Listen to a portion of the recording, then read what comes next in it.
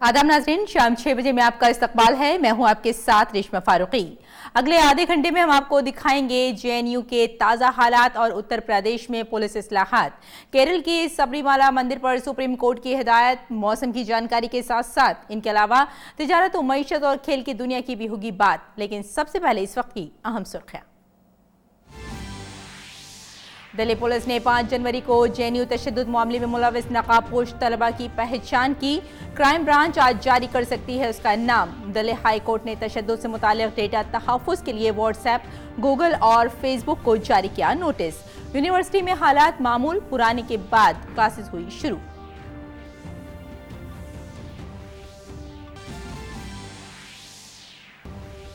तलबा तंजीम एबीवीपी ने जेएनयू के स्टूडेंट लीडर और बायबाजू ग्रुप कैंपस के तशद्दुद में मुलविस होने का लगाया इल्जाम। दिल्ली पुलिस को 28 अक्टूबर से शुरू हुए तशद्दुद की तहकीकात पर दिया जोर।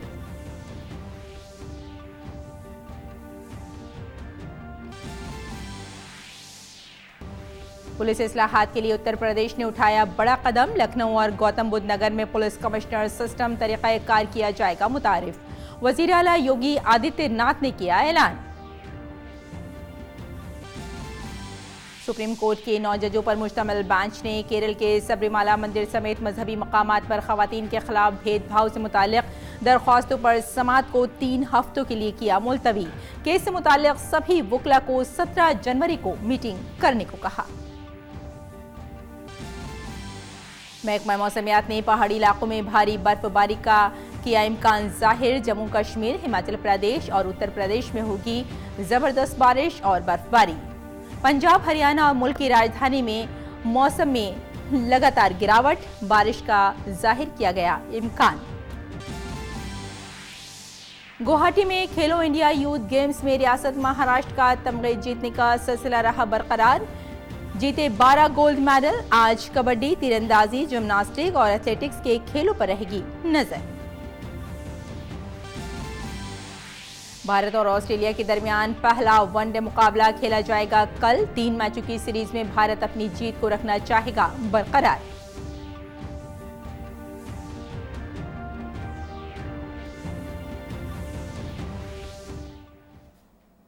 आइए नाजरीन, अब तफसील से खबरों पर नजर डाल लेते हैं। जवाहरलाल नेहरू यूनिवर्सिटी में 5 जनवरी को हुए तशद्दुद और फ़रोग़ इंसानी वसाइल की वजारत के दखल अंदाजी के 60 दिनों बाद आज से क्लास शुरू हो गई हैं। वहीं 29 अक्टूबर से यूनिवर्सिटी इंतज़ामिया और तलबा के दरमियान तातुल सुलझ नहीं पाया है। ऐसे में तलबा ने एक बार फिर क्लासेस की बायकॉट का ऐलान कर दिया है। जेएनयू में जारी तहरीक की वजह से 12 नवंबर से तालीमी सरगर्मियां ठप पड़ी हैं। तलबा मानसून सेमेस्टर के इम्तिहानात का भी बायकॉट कर चुके हैं, लेकिन इस दरमियान यूनिवर्सिटी इंतजामिया ने सरमाई सेमेस्टर के लिए रजिस्ट्रेशन का अमल शुरू किया था, जिसकी क्लासेस आज से शुरू होने की बात कही गई। जेएनयू मुशावरत जवाहरलाल नेहरू यूनिवर्सिटी जेएनयू इंतजामिया ने कहा है कि सरमाई सेमेस्टर के लिए हजारों तलबा ने अपना रजिस्ट्रेशन करा लिया है और कई तलबा का रजिस्ट्रेशन जारी है। ऐलान में सभी टीचर्स से अपील की गई है कि वो क्लासों में आएं और तलबा के मफाद में तालीमी सरगर्मियों में हिस्सा लें। जेएनयू के 2 टीचर यूनियन की ताउन के ऐलान के बाद ये ऐलान जारी किया गया है। ऐलान में कहा गया है कि तलबा के क्लासेस के बायकॉट के ऐलान से जेएनयू कैंपस में हालात बहाल करने के इंतजामिया की कोशिशों को धचका पहुंचेगा। 5 जनवरी को जेएनयू में चेक शर्ट पहने और हाथ में डंडा लिए नकाबपोश लड़की की पहचान दिल्ली पुलिस की क्राइम ब्रांच ने कर ली है। एसआईटी के अफसरों ने कहा है कि वो आज इस लड़की को नोटिस जारी करके उसे 2 दीगर नकाबपोशों की पहचान में शामिल होने के लिए कह सकते हैं। इसी दरमियान 5 जनवरी को हुए तशद्दुद के बाद आज से क्लासेस शुरू हो गई हैं। जेएनयू के vice chancellor M Jagdish Kumar ने भी यूनिवर्सिटी में आज से क्लासेस शुरू होने की बात कही थी। एबीवीपी की कौमी सेक्रेटरी निधि त्रिपाठी ने एक प्रेस कॉन्फ्रेंस में कहा कि जेएनयू में तशद्दुद पर बात हो रही है, लेकिन सिर्फ 5 जनवरी की बात हो रही है। ये देखना होगा कि तशद्दुद सिर्फ 5 जनवरी 2020 तक ही महदूद नहीं है। ये भी देखना होगा कि कैंपस में 28 अक्टूबर 2019 से 5 जनवरी के दरमियान क्या हुआ। जेएनयू में जो आज हिंसा की बातें हो रही हैं वो सिर्फ और सिर्फ 5 जनवरी तक आकर के सीमित हो गई है। पर ये देखना पड़ेगा कि वो हिंसा की बात सिर्फ 5 जनवरी की नहीं है, बल्कि 28 अक्टूबर 2019 से लेकर के 5 जनवरी 2020 तक जेएनयू कैंपस के अंदर क्या हुआ है। और वो कोई छात्र आंदोलन नहीं था जो कि फीस वृद्धि के खिलाफ छात्रों का एक मूवमेंट था, उसको छात्र आंदोलन कहना गलत होगा, बल्कि वो एक नक्सल अटैक था जेएनयू के ऊपर। जवाहरलाल नेहरू यूनिवर्सिटी के vice chancellor M Jagdish Kumar ने कहा कि सरमाई सेशन की शुरुआत हो चुकी है और निस्फ से ज़्यादा तलबा ने अपने हॉस्टल के बकाए की रकम अदा कर दी है। उन्होंने कहा कि क्लासेस शुरू हो गई हैं, सभी तलबा अपने रजिस्ट्रेशन कराएं जिससे कि तालीमी साल का नुकसान ना हो। The first day of our winter semester has started and more than 50% of our students have already paid the hostel dues and they have registered. The classes have begun. However, some students are on the way who have gone back home. They are on the way. And my appeal to the parents is please advise your wards to register in the winter semester and continue their academic programs. The university has been very flexible. We have extended the registration date without any fine. So I hope that majority of the students will register and the academic programs will continue. Delhi high court ने Jawaharlal Nehru university में 5 जनवरी को हुए तशद्दुद की मालूमात के तहफ़्फ़ुज़ से मुतालिक दरख्वास्त पर व्हाट्सएप, गूगल और फेसबुक को नोटिस जारी किया। दिल्ली पुलिस ने कहा है कि उसने मुतालिका अफसरान को पहले ही सीसीटीवी फुटेज और व्हाट्सएप डेटा तहफ़्फ़ुज़ के लिए लिखा था, लेकिन दिल्ली पुलिस को यूनिवर्सिटी इंतज़ामिया से सीसीटीवी फुटेज पर कोई जवाब नहीं मिला। इसके साथ दिल्ली पुलिस ने अदालत को बताया कि व्हाट्सएप से मांगे गए 2 ग्रुपों की तफसीलात पर भी उसे जवाब का इंतज़ार है। अगली खबर की जानिब रुख करते हैं। केरल के सबरीमाला मंदिर समेत मजहबी मकामात पर और मुख्तलिफ मज़ाहिब में ख़वातीन के खिलाफ तफरीक़ से मुताल्लिक़ दरख्वास्तों पर सुप्रीम कोर्ट ने समाअत 3 हफ्तों के लिए टाल दी है। आज चीफ जस्टिस S.A. बोबडे ने वाज़ेह किया कि 9 जजों की आइनी बेंच सबरीमाला मंदिर में सभी उम्र की ख़वातीन के दाखिले के हुक्म के खिलाफ दायर रिव्यू पिटीशन पर समाअत नहीं करेगी। उन्होंने कहा कि ये पंच पूजा और मजहबी हुकूक से मुताल्लिक़ उन सवालों पर गौर कर रही है जो 5 जजों की बेंच ने 3-2 के अक्सरियत से गौर के लिए उनके पास भेजा था। इनमें ख़वातीन का मंदिर, मस्जिद, पारसियों के आतिशकदा में दाखिले और दाऊदी बोहरा फ़िरक़े में ख़वातीन के खतने वगैरह मामले भी शामिल हैं। वाज़ेह रहे कि 9 जजों की आइनी बेंच ने कहा है कि सिर्फ सबरीमाला ही नहीं, अलग अलग मज़ाहिब के मुताल्लिक़ कई मामले ज़ेर इल्तिवा हैं। सभी में बुनियादी सवाल एक ही है, उनका जवाब तलाश किया जाएगा। इस मामले में बड़ी बेंच जो भी फैसला देगी उससे सबरीमाला मामले में दायर रिव्यू पिटीशन पर बराह रास्त असर पड़ेगा। इस मामले में अब 3 हफ्ते बाद समाअत होगी। सुप्रीम कोर्ट ने सभी फरीकों को 3 हफ्ते का वक्त ये तय करने के लिए दिया है कि किन किन मामलों पर समाअत होगी। 17 जनवरी को सुप्रीम कोर्ट के सेक्रेटरी जनरल इस मामले से मुताल्लिक़ सभी वकीलों के साथ मीटिंग करेंगे। मीटिंग में तय होगा कि किस मामले पर कौन वकील दलील पेश करेगा। और 31वें कौमी सड़क तहफ़्फ़ुज़ हफ्ता 2020 के तहत सड़क के तहफ़्फ़ुज़ पर स्टेक होल्डर्स की आज मीटिंग नई दिल्ली में वाक़े विज्ञान भवन में हुई।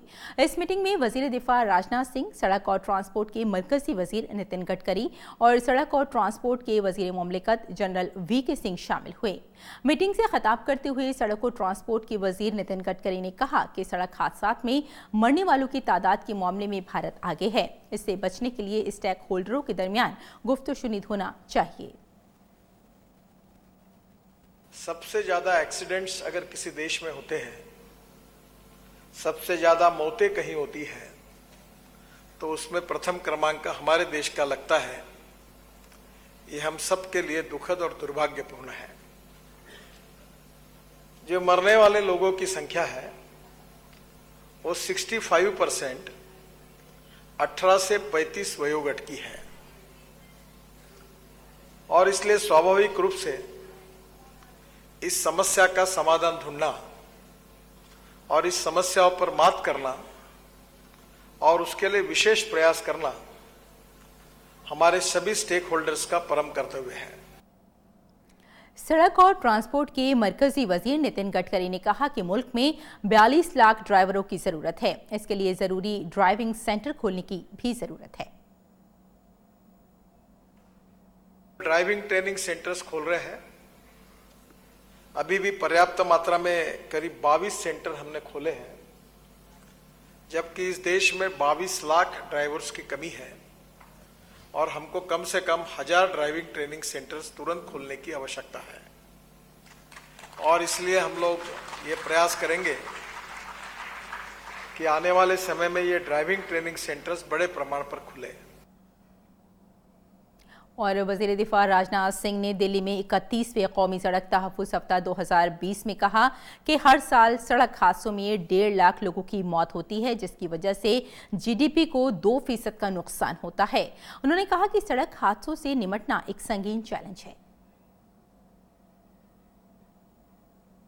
लगभग 1.5 लाख से अधिक लोगों की कैजुअलिटी सड़क की दुर्घटनाओं में होती है। और मैं अभी नितिन जी से पूछ रहा था कि जीडीपी में कितना लॉस होता है पर ईयर। उन्होंने बताया कि 2% जीडीपी का भी लॉस इसमें होता है। यह हमारे लिए एक छोटा चैलेंज नहीं है, यह बड़ा चैलेंज है। और केवल मंत्रालय ही इस चुनौती को स्वीकार करके इस पर विजय प्राप्त कर लेगा, यह संभव नहीं है, बल्कि सारे के सारे स्टेक होल्डर्स को पूर्ण मनोयोग के साथ, पूरी निष्ठा के साथ इस चुनौती पर विजय प्राप्त करने के लिए लगना होगा, तभी हमें इसमें कामयाबी मिल सकती है। उत्तर प्रदेश काबीना ने रियासत के पुलिस निजाम में एक अहम फैसला करते हुए राजधानी लखनऊ और गौतम बुद्ध नगर अजला में पुलिस कमिश्नर सिस्टम नाफिज करने की तजवीज को हरी झंडी दिखा दी है। काबीना की मीटिंग के बाद वजीर आला योगी आदित्यनाथ ने कहा कि गुज़िश्ता 50 सालों से उत्तर प्रदेश में स्मार्ट पुलिसिंग के लिए पुलिस कमिश्नर सिस्टम का मुतालबा किया जा रहा था। अब काबीना ने लखनऊ और गौतम बुद्ध नगर में यह सिस्टम नाफिज करने का फैसला किया है। इन दोनों मकामात पर एडिशनल डायरेक्टर जनरल पुलिस की सतह का पुलिस कमिश्नर बनाया जाएगा। बेहतर पुलिसिंग के लिए, स्मार्ट पुलिसिंग के लिए, कानून व्यवस्था के सुदृढ़ और सुरक्षा की बेहतर स्थिति के लिए जो एक मांग उत्तर प्रदेश के अंदर की जा रही थी, मुझे बताते हुए प्रसन्नता है कि आज हमारी कैबिनेट ने प्रदेश की राजधानी लखनऊ और प्रदेश की आर्थिक राजधानी के रूप में विख्यात नोएडा, इन दोनों में पुलिस आयुक्त प्रणाली लागू करने का अभी यह प्रस्ताव पास किया है। रियासत उत्तर प्रदेश के डायरेक्टर जनरल ऑफ पुलिस और वीपी सिंह ने कहा कि इस बड़े इस्लाहात से कानून और इंतजाम में बेहतरी आ सकती है। पुलिस कमिश्नरेट इंट्रोड्यूस हो जाने से लॉ एंड ऑर्डर की स्थिति में और क्राइम कंट्रोल जो हमारा एक बहुत महत्वपूर्ण पहलू है, उन दोनों में हमें बहुत ही एकीकृत रूप से, एक इंटीग्रेटेड रूप से हमें काम करने में का मौका मिलेगा। और सबसे बड़ी चीज़ है कि माननीय मुख्यमंत्री जी ने इस बात पर भी बल दिया है कि एक महिलाओं के प्रति जो हमारी जो प्राथमिकता होनी चाहिए, उस प्राथमिकता को दृष्टिगत रखते हुए एक स्पेशली एक विमेन पुलिस ऑफिसर को क्राइम अगेंस्ट विमेन के रूप में उसको किया जा रहा है। और मैं समझता हूं कि इन दोनों शहरों में इस प्रकार की प्रणाली लागू किया जाना बहुत ही आवश्यक था। वज़ीर ख़ारजा एस जयशंकर ने आज राजधानी दिल्ली में शंघाई ताउन तंजीम के सेक्रेटरी जनरल व्लादिमीर नोरोव से मुलाकात की। इस दौरान उन्होंने मेंबर ममालिक के दरमियान सियाहत को फ़रोग़ देने के लिए तंजीम की कोशिशों की तारीफ़ की। मीटिंग के दौरान जयशंकर और नोरोव ने नई दिल्ली और SCO के दरमियान ताउन का जायज़ा लिया। वाज़ेह रहे कि भारत पहली बार इस साल SCO के मेंबर ममालिक के सरबराहों की अगली मीटिंग की मेज़बानी करने जा रहा है।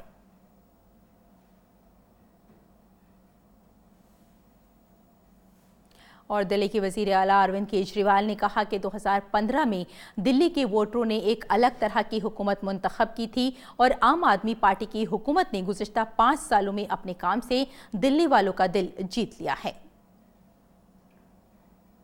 5 साल पहले दिल्ली के लोगों ने पूरे देश के सामने एक नई किस्म की राजनीति की शुरुआत की। एक छोटी सी पार्टी जिसे आम लोगों ने बनाया था, वो लोगों ने 70 में से 67 सीट देके दोनों मौजूदा नेशनल पार्टीज को लगभग ख़त्म कर दिया दिल्ली के अंदर। और दिल्ली के लोगों का ये एक्सपेरिमेंट बहुत सक्सेसफुल रहा। 5 साल के अंदर इस नई पार्टी ने, आम लोगों की पार्टी ने ईमानदार पार्टी ने ऐसे ऐसे काम करके दिखाए हैं जिसने सबके दिल जीत लिए हैं। उधर बीजेपी रुकन पार्लियामेंट प्रवेश वर्मा ने दावा किया है कि दिल्ली में जितना भी तरक्याती काम हुआ है वो बीजेपी ने किया है। उन्होंने केजरीवाल हुकूमत पर इल्जाम लगाया कि उनकी हुकूमत में सिर्फ इश्तिहार पर ही पैसे खर्च किए गए। ये एक छलावा हो रहा है, ये एक धोखे की राजनीति है। ये बिना कुछ करे, बिना 5 साल एक भी विकास का काम करे, दिल्ली की जनता को गुमराह करके विज्ञापन के रास्ते, ये वो राजनीति दिल्ली में चल रही है। मगर मैं समझता हूं कि दिल्ली के लोग बहुत ही समझदार हैं।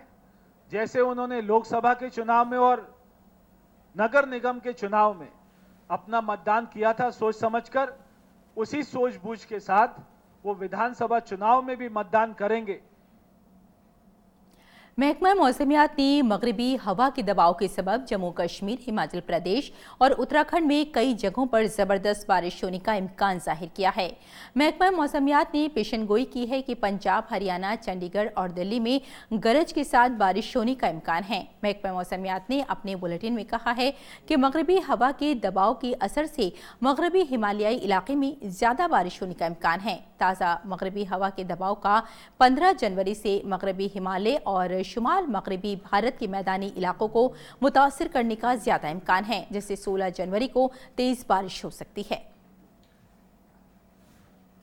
और लद्दाख के लेह में जानिस्करी नदी में बर्फ के ऊपर पानी बहने के बाद चादर ट्रैक पर 41 ट्रैकर्स को बचा लिया गया है। बर्फ के ऊपर पानी के बहाव की वजह से टिप और न्यार्क कैंपों के दरमियान ये ट्रैकर्स फंस गए थे। तमाम ट्रैकर्स को बाहिफाजत निकालकर निरॉक्स गांव ले जाया गया है। जिला इंतजामिया के जरिए ट्रैकर्स की सिक्योरिटी और उन्हें बाहिफाजत बाहर निकालने के लिए तमाम जरूरी इंतजाम किए गए हैं। खराब मौसम की वजह से आज और कल के लिए चादर ट्रैक को जुज़वी तौर से बंद कर दिया गया है। इस चादर ट्रैक को फिर से खोलने का फैसला ट्रैक का मुआयना करने के बाद ही किया जाएगा।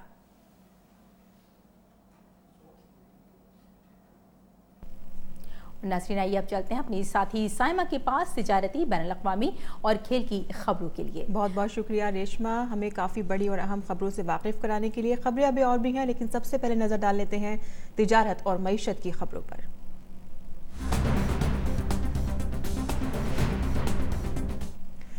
जहां कच्चे तेल की कीमतों पर भी कई उभरती हुई मईशत की बुनियाद टिकी है। गुज़िश्ता हफ्ते ब्रेनेट कच्चे तेल की कीमत $71 फी बैरल के ऊपर गई, जो बाद में $65 के आसपास बंद हुई। इसी दरमियान तेल के बिगड़ते खेल ने करेंसी पर भी अपना असर डाला। भारत, फिलिपाइन और जनूबी कोरिया की करेंसी में कमज़ोर रुझान देखा गया। अंदेशा जाहिर किया जा रहा है कि भारतीय रुपये 74 के करीब जा सकता है। फिलहाल राहत की खबर यह है कि ओपेक ने तेल पैदावार की सतह $60 फी बैरल के बुनियाद पर तय की है। और अब बात करते हैं आलमी सरगर्मियों की।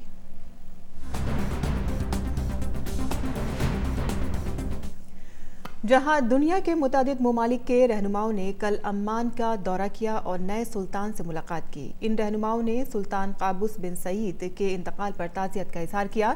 तवील अरसे तक मुल्क में हुक्मरानी करने वाले सुल्तान काबूस बिन सईद के इंतकाल के एक रोज़ बाद नए सुल्तान का ऐलान कर दिया गया था। सुल्तान हशाम सुल्तान काबूस के जानशीन नामजद होने से कबल ओमान के वज़ीर सकाफत थे। सुल्तान काबूस का जुमे को इंतकाल हो गया था। ओमान के नए सुल्तान ने इक़्तिदार संभालने के बाद अपनी मग़रिब की हिमायत याफ्ता साबका खारजा पॉलिसी को बरकरार रखने का वादा किया था।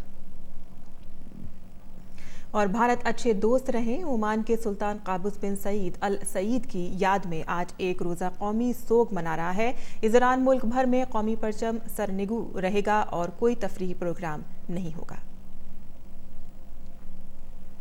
वहीं वज़ीर आज़म नरेंद्र मोदी ने अम्मान के नए सुल्तान बनने पर हशाम बिन तारिक अल सईद को मुबारकबाद पेश की है। अपने ट्विटर पैगाम में वज़ीर आज़म ने कहा है कि सईद हशाम बिन तारिक अल सईद को अम्मान के सुल्तान के तौर पर ओहदा संभालने के लिए मुबारकबाद पेश करता हूँ। मुझे यकीन है कि उनकी क़यादत में अम्मान तरक्की और खुशहाली की तरफ गामज़न होगा और आलमी अमन के लिए ताउन करेगा। भारत के अम्मान के साथ सदियों पुराने ताल्लुकात हैं। हम अपनी स्ट्रेटेजिक शराकतदारी को मजबूत करने के लिए सईद हशाम के साथ काम करने के लिए तैयार है। वही बात इराक की, जहां इराक में अमेरिकी ठिकानों को एक बार फिर निशाना बनाया गया है।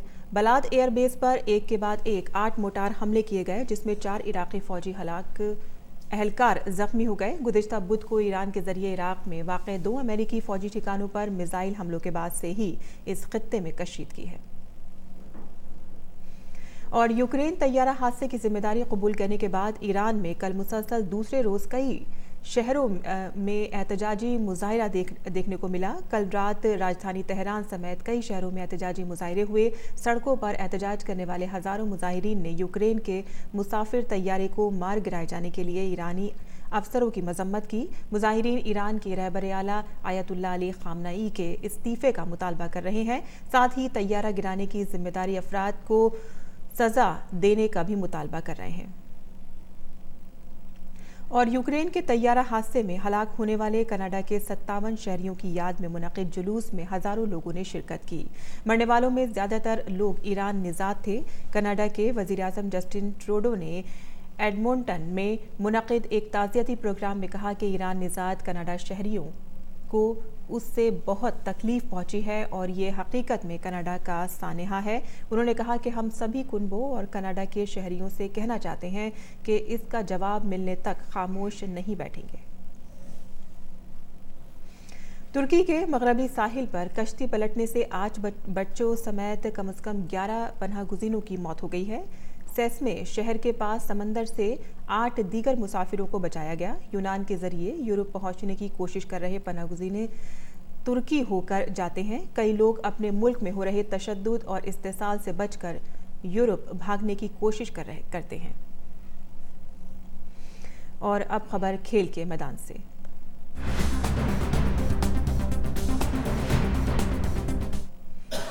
जहां भारतीय क्रिकेट कंट्रोल बोर्ड ने न्यूजीलैंड दौरे पर 5 T20 मैचों की सीरीज के लिए क्रिकेट टीम का ऐलान कर दिया है। T20 टीम में नायब कप्तान रोहित शर्मा की वापसी हुई है, जिन्हें श्रीलंका के खिलाफ पिछली सीरीज में आराम दिया गया था।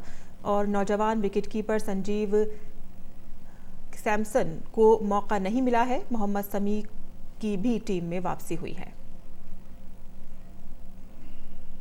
और गुवाहाटी में जारी तीसरे खेलो इंडिया यूथ गेम्स में आज हरियाणा के ऋषभ यादव ने लड़कियों की अंडर 21 के तीरंदाजी के कंपाउंड इवेंट की सिंगल्स जुमरे में गोल्ड मेडल जीतने में कामयाबी हासिल की है। वहीं राजस्थान के मुकुल शर्मा ने इसी जुमरे का चांदी का तमगा, दिल्ली के सिद्धांत गुप्ता ने तांबे का तमगा हासिल किया है। तीरंदाजी के अलावा आज कबड्डी, जिम्नास्टिक और एथलेटिक्स के मेडल इवेंट पर भी नजर रहेगी। और वहीं कबड्डी में खवातीन की अंडर 21 के फाइनल मुकाबले में हिमाचल प्रदेश का टक्कर हरियाणा से हुआ। मैच मुकर्रर वक्त तक बराबरी पर रहा और दोनों टीमों के खिलाड़ियों ने एक दूसरे का सख्त इम्तिहान लिया और इनकी वजह से मैच इजाफी वक्त में खेला गया, जिसमें हरियाणा ने हिमाचल प्रदेश को 35-32 से शिकस्त दे दी।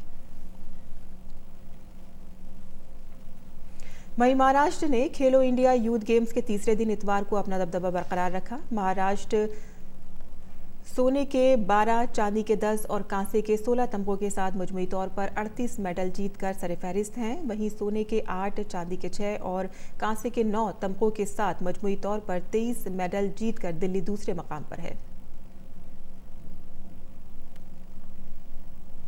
उत्तर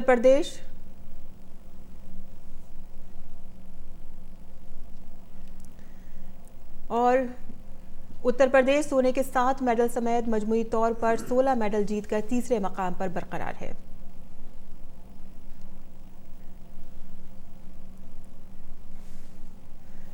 और कुछ और अहम और दिलचस्प खबरों के लिए वापस चलते हैं मेरी साथी रेशमा के पास। बहुत शुक्रिया साइमा, हम तक बैनुल-अक़वामी खेल की खबरें और तिजारती खबरें पहुंचाने के लिए। आइए नाजरीन, अब रुख करते हैं मजीद दीगर खबरों का। अपाचे और चिनॉक हेलीकॉप्टर इस साल पहली मर्तबा यौम जमहूरिया फ्लाई पास पर उड़ान भरेंगे। एयरफोर्स की झांकी में राफेल लड़ाकू जेट भी शामिल होगा। पेश हमारी नुमाइंदा नंदिता डागर की ये रिपोर्ट। इस साल की गणतंत्र दिवस परेड जो 26 जनवरी को होगी उसमें हमेशा की तरह एयरफोर्स सबका सेंटर पीस होगा अट्रैक्शन का, और उसमें सबसे बड़ी भूमिका होती है फ्लाई पास्ट की जो सबको हैरत अंगेज कर देता है।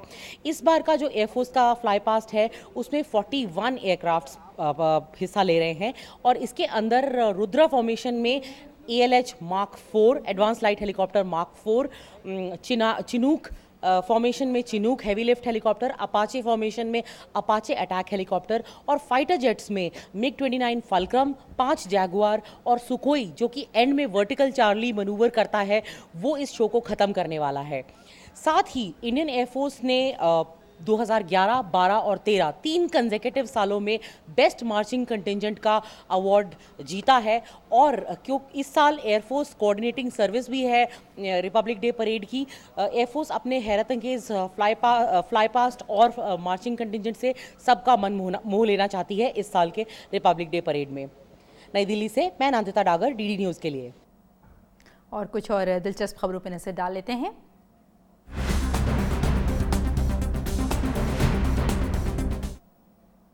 सदर जमहूरिया रामनाथ कोविंद ने लोहड़ी, मकर संक्रांति, पोगल, भोगली, बिहू, उत्तरायण और पोष के त्योहारों के मौके पर अहले वतन को मुबारकबाद पेश की है। अपने पैगाम में सदर जमहूरिया ने कहा कि मैं लोहड़ी, मकर संक्रांति, पोंगल, भोगल, बिहू, उत्तरायण और पोष के मौके पर भारत और बैरूनी ममालिक में रह रहे शहरियों को मुबारकबाद और नेक ख्वाहिशात पेश करता हूँ।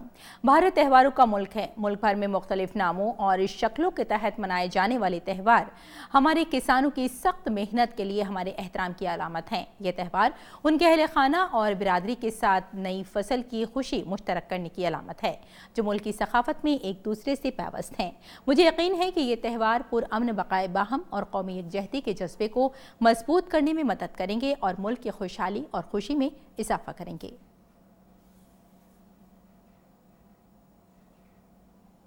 नायब सदर जमहूरिया वेंकैया नायडू ने मुल्क के बाशिंदों को लोहड़ी की मुबारकबाद दी है। नायब सदर ने अपने ट्वीट में कहा कि लोहड़ी की पवित्र अग्नि हमारी ज़िंदगी में, कुनबों में और समाज में और कौमी ज़िंदगी में रोशनी और हमारे दिलों में खुद एतमादी की तवानाई लेकर आए।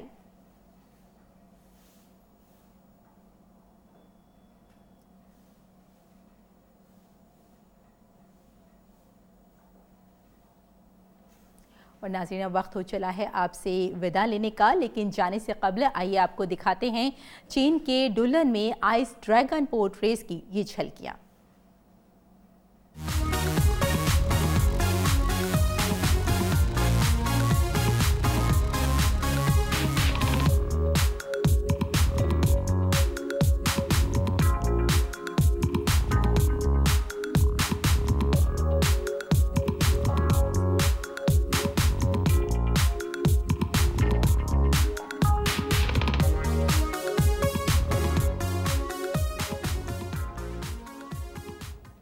तो नाज़रीन, शाम 6 बजे में बस इतना ही। इजाज़त दें, आदाब।